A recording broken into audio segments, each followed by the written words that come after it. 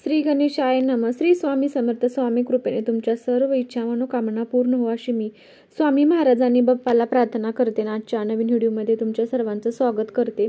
उद्या वर्षातील शेवटची संकष्ट चतुर्थी आहे. या दिवशी तुम्हाला काही उपाय करायचे आहेत आणि बाप्पाला प्रसन्न करायचे आहे आणि त्यांच्या आशीर्वादामुळे तुमच्या घरातील सर्व दोष अडचणी नष्ट होणार आहेत आणि 7 पिढ्याचे दारिद्र्य सुद्धा नष्ट होणार आहे. कारण गणपती बाप्पा विघ्नहर्ता आहे, त्यामुळे आपल्या जीवनामध्ये कशाची अडचण राहणार नाही.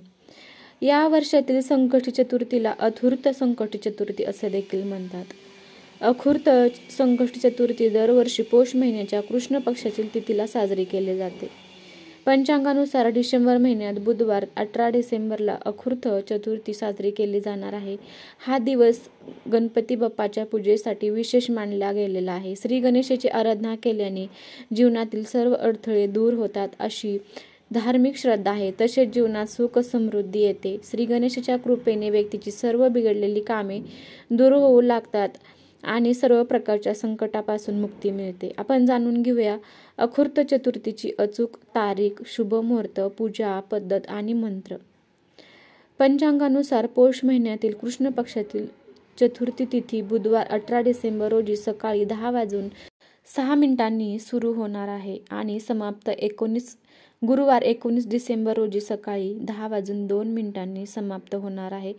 संकष्टी चतुर्थीच्या दिवशी निश्चिता काल पूजेला खूप महत्त्व आहे. आपण या दिवशीचे शुभ मुहूर्त सुद्धा पाहूयात. शुभ मुहूर्त म्हणजे ब्रह्ममुहूर्त सकाळी 5:11 ते 6:06 असणार आहे. विजय मुहूर्त दुपारी 1:51 ते दुपारी 2:32 असणार आहे. निषदा मुहूर्त दुपारी 11:41 ते 19 डिसेंबर सकाळी 12:36 असणार आहे. अमृतकाल संध्याकाळी 6:30 ते रात्री 8:07 असणार आहे. अथूर्त संकट चतुर्थीच्या दिवशी अशुभ मुहूर्त. हिंदू धर्मात काल राहू आणि भद्रकालाचा काल अशुभ मानला जातो. या काळात धार्मिक कार्य करण्यास सक्त मनाई असते. राहू काल दुपारी 12:08 ते दुपारी 1:25 असणार आहे. भद्रकाळ सकाळी 7 ते 10:06 असणार आहे. बघा, या कालामध्ये तुम्हाला राहू काल आणि भद्रकालामध्ये अजिबात पूजा करायची नाही. लक्षात ठेवा, ही 2 काल, राहू काल 12:08 ते दुपारी 1:25 असणार आहे आणि भद्रकाळ सकाळी 7:01 ते 10:06 असणार आहे. तर हे तुम्ही सर्व काळ लिहून ठेवा कशावरती तरी आणि व्यवस्थित ज्या त्या टायमाला पूजा केली तर त्याचं फळ आपल्याला निश्चित रूपाने मिळत असतं. अथूर्त संकट चतुर्थीच्या दिवशी सकाळी लवकर उठून स्नान करावे. यानंतर सूर्योदयाला जल अर्पण करावे. घरात गंगाजल शिंपडावे. गणेशाच्या मूर्तीची प्रतिष्ठापना करावी. श्री गणेशाला फळे, फुले, दुर्वा, मोदक आणि शेंदूर अर्पण करावा. यानंतर तुपाचा दिवा लावावा. श्री गणेशाची यथासांग पूजा करावी. गणपती बाप्पाची आरती करायची आणि त्याला मोदक किंवा मोतीचूर लाडू सुद्धा पूजेसाठी तुम्हाला नैवेद्य म्हणून अर्पण करायचे आहे. पूजा आटोपल्यानंतर घरातील सदस्यांमध्ये प्रसादाचे वाटप करायचे आहे. अथूर्त संकट चतुर्थीच्या दिवशी गणेशाची पूजा करायचे विशेष असे महत्त्व आहे. श्री गणेशाची पूजा केल्याने सर्वच प्रकारचे संकटे दूर होतात. श्री गणेशाला अडथळे दूर करणारे म्हणतात, म्हणून याची पूजा केल्याने जीवनातील सर्व अडथळे दूर होतात. हे व्रत पाळल्याने घरात सुख समृद्धी येते, धनलाभ आणि व्यवसायात वाढ होते. श्री गणेशाच्या कृपेने मनोकामना पूर्ण होतात. या व्रताच्या दिवशी चंद्राची पूजा केल्याने चंद्र दोषापासून आराम मिळतो. या दिवशी व्रत लहान मुले सुद्धा करतात, त्यामुळे त्यांच्या अभ्यासामध्ये चांगली प्रगती होते. श्री गणेश मंत्र. पूजेच्या वेळी तुम्ही भगवान गणेशाच्या ओम गणपते नमः या मंत्राचा जप करू शकता. याशिवाय ओम वक्रतुंडा महाकार्य सूर्यकोटी समप्रभ निर्विघ्नं कुर्मे देवो सर्व कार्येषु सर्वदा या मंत्राचा सुद्धा तुम्ही जप मनोभावे करायचा आहे. 108 वेळा केला तर त्याचा परिणाम तुम्हाला चांगल्या प्रकारे बघायला मिळतात. आता आपण पाहूया, सकाळीच तुम्हाला संकट चतुर्थीच्या दिवशी एक पान घरामध्ये आणायचं आहे. आपल्या भोवताली जी झाडं असतात त्याच्यामध्ये खूप सारा देवी देवतांचा वास असतो.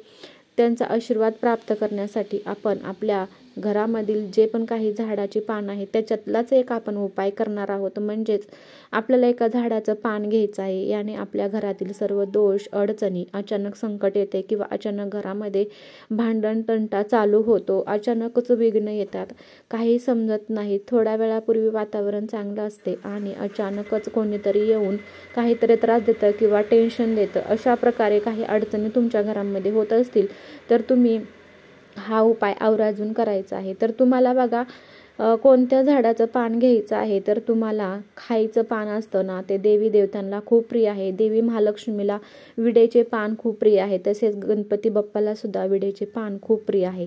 तर तुम्हाला विड्याचं पान एक घ्यायचं आहे. विड्याचं पान तुम्हाला स्वच्छ धुवून पुसून घ्यायचं आहे. त्यानंतर तुम्हाला एक नवीन सुपारी घ्यायची आहे. बघा, जुनी झालेली सुपारी अजिबात घ्यायची नाही. तुम्हाला एक नवीन सुपारी घ्यायची आहे. त्या सुपारी स्वच्छ धुवून पुसून घ्यायची आहे. हा उपाय तुम्हाला सकाळी पूजा झाल्यानंतर तुमच्या देवाच्या समोर करायचा आहे. त्यानंतर तुम्हाला हे पान एका कपड्यावरती ठेवायचं आहे. म्हणजेच लाल कलरचा कपडा असतो त्या कपड्यावर तुम्हाला हे पान ठेवायचं आहे. त्यानंतर तुम्हाला कुंकाची पेस्ट करायची आहे. म्हणजेच कुंकामध्ये पाणी टाकून पेस्ट तयार करून तुम्हाला या पानावरती स्वस्तिक काढायचं आहे. स्वस्तिक काढत असताना स्वस्तिकाला तुम्हाला 4 बिंदू सुद्धा द्यायचे आहेत आणि 2 साईडला 2-2 रेषा सुद्धा द्यायच्या आहेत. म्हणजे छोटंसं तुम्हाला स्वस्तिक काढून घ्यायचं आहे. त्यानंतर हे पान देवासमोर ठेवून त्याच्यावरती हळदी कुंकू अक्षदा व्हायची आहे. त्यानंतर तुम्हाला सुपारी या पानावरती ठेवायची आहे. सुपारीची पण विधिवत पूजा करायची आहे. म्हणजेच हळदी कुंकू अक्षदा व्हायची आहे. तुमच्या मनातील जी पण काही इच्छा आहे ती तुम्हाला या पानावरती आणि सुपारीवरती बाप्पा समजून तुम्हाला ही सर्व इच्छा त्यांना सांगायची आहे.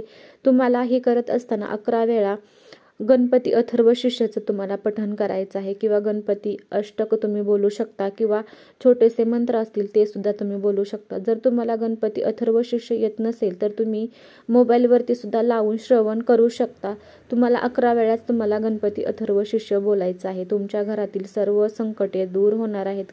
कारण गणपती बाप्पा विघ्न हरता आहेत. कोणत्याही संकट तुमच्या जीवनामध्ये ठेवणार नाहीत. सर्व विनाश त्या संकटाचा करून टाकणार आहेत. त्यामुळे तुम्ही हा उपाय करायचा आहे. त्यानंतर तुम्हाला लाल कपड्यामध्ये एक पान सुपारी बांधायची आहे. त्याची पोटली तयार करायची आहे आणि तुमच्या पर्समध्ये ठेवायची आहे किंवा तुम्ही तुमच्या तिजोरीमध्ये सुद्धा ठेवू शकता. असं केल्यामुळे तुमच्या घरामध्ये कशाची कमी पडणार नाही. तुमच्या घरामध्ये जे पण काही दोष आहेत ते दूर होणार आहेत.